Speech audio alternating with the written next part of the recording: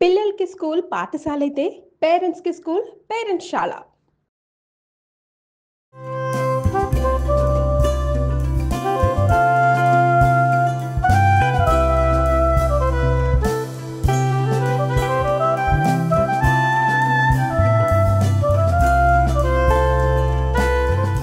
నమస్తే రమగారు. నమస్తే జయ. రమగారు, మనం శ్రావణ శుక్రవారం అమ్మవారికి చక్కగా నైవేద్యాలు చేసుకుంటాం. అసలు ఎలాంటి నైవేద్యం పెడతామండి?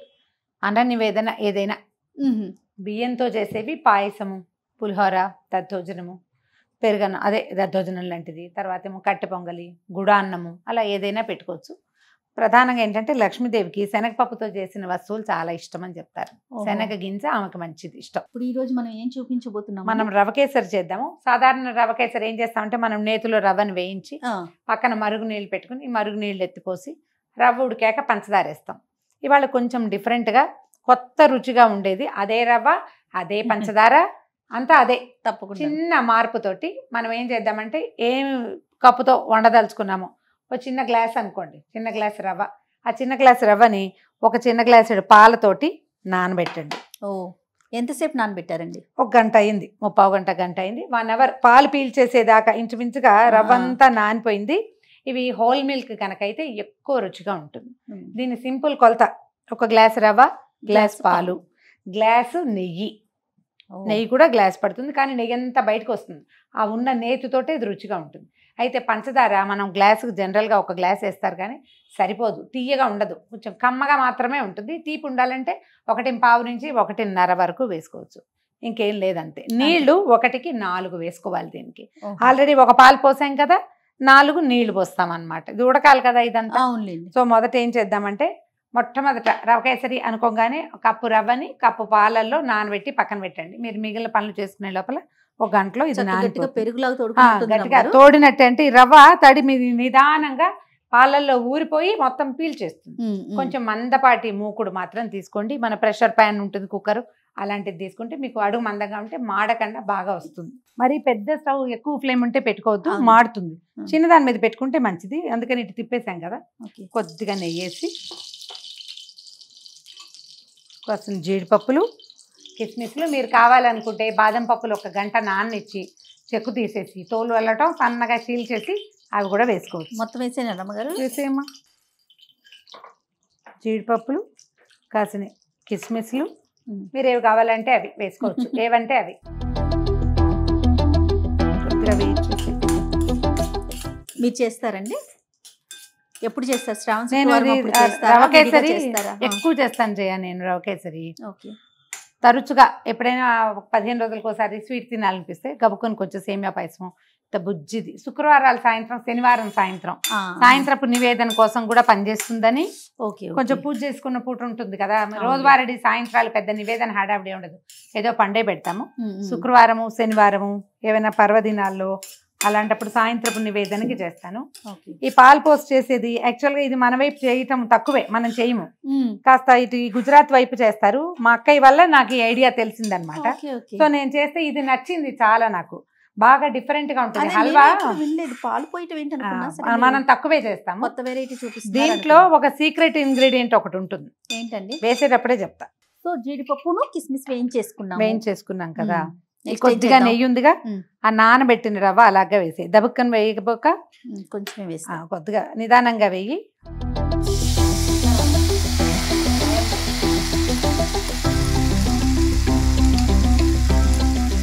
ఇప్పుడు అడుగంటకుండా గరిట కదిలిస్తూ వేయించాలి. పాలు కదా కొద్దిగా అడుగు పట్టుకున్నట్టుగా ఉంటుంది, కొద్దిగా అలాగే వేయించాలి. ఏదైనా నాన్ స్టిక్ ప్యాన్లు కొన్ని రకాలు ఉంటాయి, అంటే పూర్తి నాన్ స్టిక్ కాకుండా మన పాత్రల్లోనే అడుగు పట్టుకోకుండా ఉండే రకంవి చూసుకోండి. నెయ్యి వేసుకుంటూ కొంచెం నెయ్యి వేస్తే మనకు అడుగు పట్టకుండా ఉంటుంది. ముందు దీంట్లో ఉన్న తడి పోవాలి ఫస్ట్. అదే పైకి వెళ్ళనివ్వక ఒక చోటే ఉంచితే అక్కడక్కడే కదుపుతుంటే గిన్నెంతా అంటుకోకుండా ఉంటుంది. నిదానంగా వేయించండి. ఇదంతా సిమ్లో గరిట చెలాయిస్తూ దాన్ని వదిలిపెట్టకుండా ఉండాలి. మనకి కొన్ని రకాల పాత్రలు దొరుకుతున్నాయి ఇవాళ రేపు, ట్రైప్లైస్ అవి మా అడుగంటకుండా ఉంటాయి కదా, ఆ మెటీరియల్ తీసుకుంటే ఇత్తడి కూడా ఇలాంటి షేప్ లో ఇత్తడివి దొరుకుతున్నాయి ఇప్పుడు, ఖరీదు ఎక్కువ చేయ, కానీ అది కనుక కొంటే అసలు ఎన్ని పదార్థాలు ఎంత బాగా కుదురుతాయో. వంకాయలు అవి బ్రహ్మాండంగా వేయించుకోవచ్చు, చూసుకొని కొనుక్కోవాలి. దయచేసి నాన్ స్టిక్ మాత్రం వెళ్ళకండి. చూసావా పాలు ఎగిరినాయి, రవ్వ శుద్ధ అయింది, కొద్దిగా ఉప్మా లాగా కనపడుతుంది. అట్లాగా దీన్ని సరిచి నిదానంగా ఈ లోపల మనం ఏం చేయాలంటే ఈ రవ్వని ఈ పొయ్యి ఎక్కిస్తున్నప్పుడే మనం ఏ కప్పుతో రవ్వ కొలత తీసుకున్నామో ఆ కప్పుతో ఒక 4 కప్పుల నీళ్ళు పెట్టుకోవాలి స్టవ్ మీద. పెద్ద స్టవ్ అయితే బెస్ట్.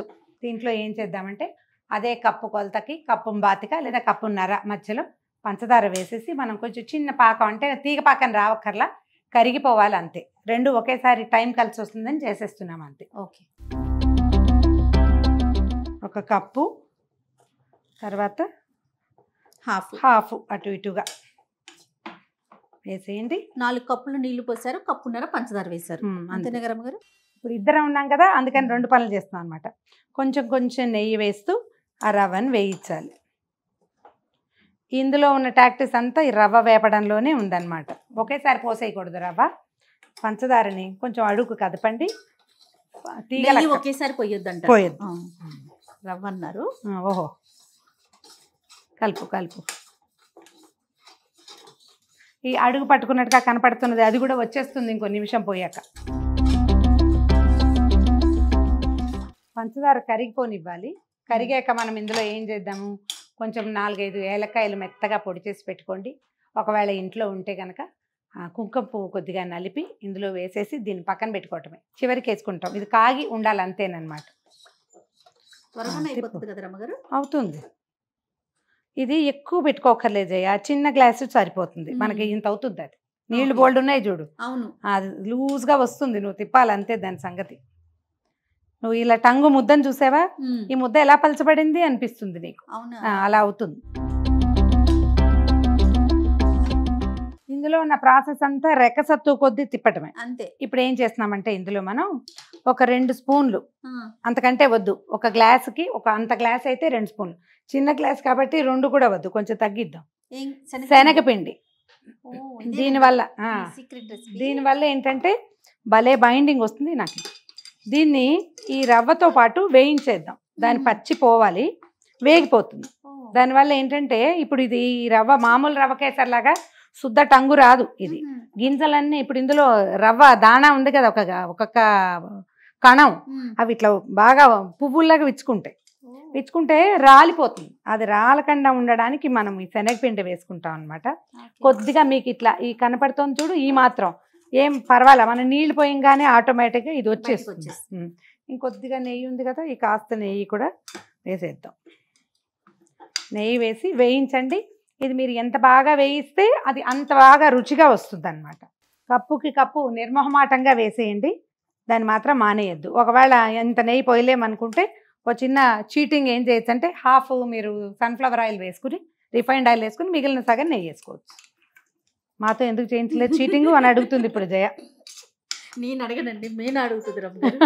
వేయగలిగితే నెయ్యి బాగుంటుంది.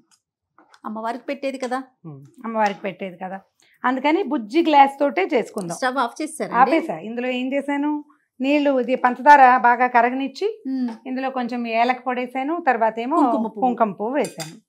ఏదైనా ఫుడ్ కలర్ వేసుకోదలుచుకుంటే చీమ తలకాయ ఎంత అంటే ఎంత కొంచెం అది వేసుకోదలుచుకుంటే అని చెప్పాను. మీరు వద్దనుకుంటే మానేయచ్చు. ఇదిగో చూడండి ఎంత లూజ్గా ఎలా వచ్చిందో చూడండి, చక్కగా వచ్చేసింది. ఇంకా వస్తుంది, అప్పుడే కేసరి ఫ్లేవర్ వచ్చేసింది, వాసన వస్తుంది. దీనివల్ల కాదు వాసన వస్తుంది మనకి, కుంకుమ పువ్వు, ఏలకలు కుంకుమ పువ్వు వల్ల వాసన వస్తుంది. ఇది కొంచెం పెద్ద పని, మనకు అలవాట్లేంది, కానీ చాలా కొత్తగా రుచిగా ఉంటుంది.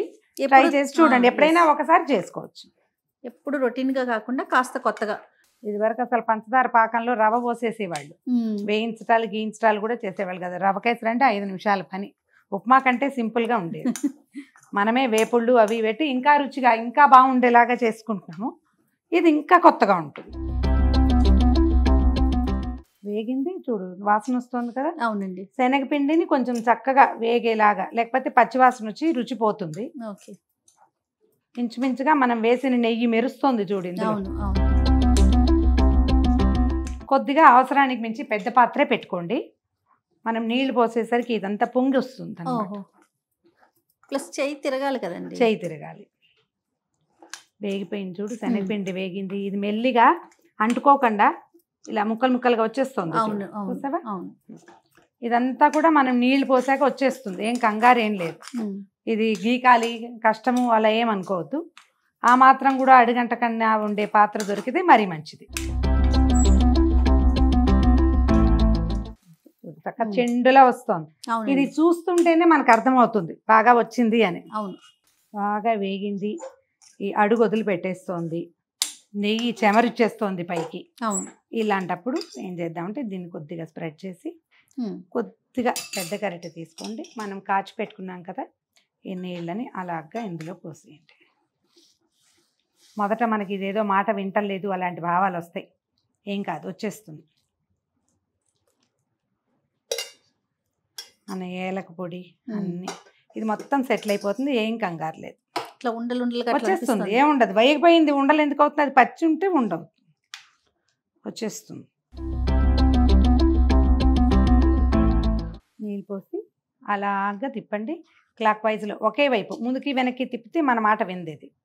ఒకే వైపుకి తిప్పుతూ కొద్దిగా ఉండగా ఉన్నదాన్ని అట్లా గరిటెతో అలా 4 నిమిషాల్లో వచ్చేస్తుంది జయ. ఇది హైలో పెట్టద్దు, పెడితే ఇదంతా కొత్తలాడి చుట్టూతా పడిపోతుంది, నెయ్యి చెట్మంటుంది, అడుగంటిపోతుంది. సిమ్లో ఉంచండి అంతే. ఇగో మొదట నీ పోసినప్పుడు రవ్వ ఎట్లా ఉంది, ఇప్పుడు చూడు ఎట్లా వచ్చేసింది. బోళ్ళంత నెయ్యి వేసామా, అది అడుగంటనివ్వదు. ఈ కొత్త ఏంటంటే ఇది వస్తుంది చూడు, ఆ నెయ్యిని విడిచేసే లక్షణం అన్నమాట. ఓహో. నెయ్యి మనం 1 కప్పు నెయ్యి పోసాం, అదంతా రావాలి బయటికి. పాలు పోయటం వల్ల దీనికి ఒక అదనపు రుచి వస్తుంది, కొంచెం కొత్తగా డిఫరెంట్గా ఉంటుంది. ఓకే. ఇక రంగు కూడా ఎందుకు వచ్చిందంటే మనం కుంకుమ పువ్వు వేసాం కదా, దాని ఈ yellowish కలర్ దాని వల్ల వచ్చింది. పసుపు రంగు కనిపిస్తుంది కొద్దిగా. దానితో శనగపిండి కూడా కాస్త వేసాము, మలకంతా అది ఎంత వేసాం. శనగపిండి వల్ల మనకి ఈ బైండింగ్ వస్తుంది అనమాట, చక్కగా కూర్చుంటుంది. మనం ఏదైనా బౌల్లో వేసి మౌల్డ్ లాగా ఇలా పెట్టడానికి కూడా బాగుంటుంది. ఓకే. మీకు శనగపిండి సూట్ కాదంటే మానేయండి, కానీ ఇలా రాదు, టెక్స్చర్ వేరేగా ఉంటుంది. అది కొంచెం రవ్వ దూరంగా ఉంటుంది అనమాట, విడివిడిగా అయిపోయినట్టు అనిపిస్తుంది.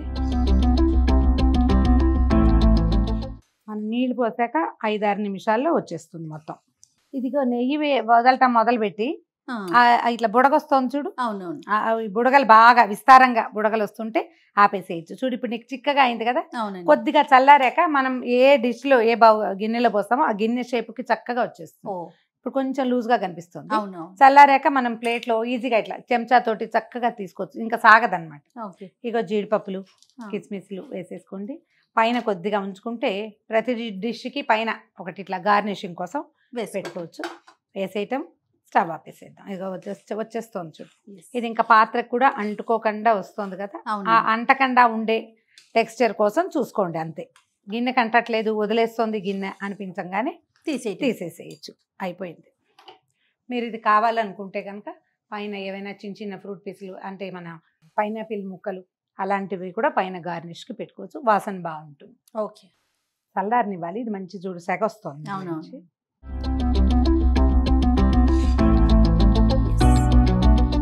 తిప్పకపోతే నీకు ఇది అడుగండే ప్రమాదం ఎక్కువ దీనికి, ఎందుకంటే ఇందులో పాలు ఉన్నాయి కాబట్టి. పాలకు ఆ గుణం ఉంటుంది కదా. చూడు, ఒక చిన్న కప్పు పెట్టామా అంటే మన జనరల్ కప్స్ లో కప్పు కొలత ఉంటుందా, కప్పు కొలతలో 1/2 కప్పు తీసుకున్నాం మనం. ఈ కప్పు రవ్వ ఎంత అయిందో చూడు, ఇంత వచ్చింది. సో శ్రావణ శుక్రవారం రోజు మనం చేసుకునే రకరకాల నైవేద్యాల్లో ఈసారి ఇలా కొత్తగా కూడా ట్రై చేయొచ్చు. ఏమంటారు అమ్మగారు? ఈ రవ కేసరిలో ఈ విధానాన్ని కూడా అప్పుడప్పుడు చూడండి, అమ్మవారికి నివేదనగా పెట్టేటప్పుడు పనికొస్తుంది, ఎవరైనా గెస్ట్లు వచ్చినప్పుడు ప్రసాదంగా ఇవ్వడానికి పనికొస్తుంది. కొద్దిగా అలవాట్లో కొంచెం చిన్న తేడా, అంతే అంతే. గుమగుమలాడే సరికొత్తగా తయారు చేసిన పాలతో చేసిన రవ కేసరి. ఓకే రమ్మగారు, ఎదుకో చక్కగా అమ్మవారి ముందు పెట్టుకొని. సో మరొకసారి ఈ వరలక్ష్మి వ్రతాన్ని అందరం కూడా భక్తి శ్రద్ధలతో జరుపుకుందాం. నమస్తే.